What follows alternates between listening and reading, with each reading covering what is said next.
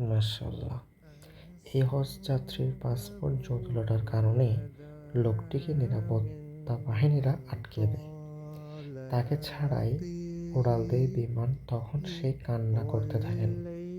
নিরাপত্তা বাহিনীরা তাকে সান্ত্বনা দিয়ে বলেন, মন খারাপ করো না, আল্লাহ হয়তো তোমার জন্য এবারের মতো হজ কবুল করেননি। লোকটি উত্তর দেন, আমি হজের নিয়তে এসেছি। আমার বিশ্বাস বিমান আবার ফেরত আসবে আমাকে নিতে। পরক্ষণে খবর এলো যান্ত্রিক ত্রুটির কারণে বিমান পুনরায় ফেরত আসছে। আসার পর ত্রুটি সেরে নেয় এবং ক্যাপ্টেন তাকে না নিয়ে প্লেন দ্বিতীয়বারের মতো উড়াল দেয়।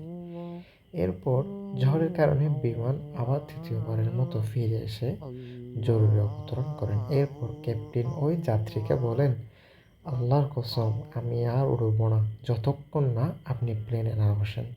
অবশেষে সব জটিলতা শেষ করে বিমান তাকে নিয়ে সৌদি আরব হজের উদ্দেশ্যে রওনা দিল। মাশাআল্লাহ।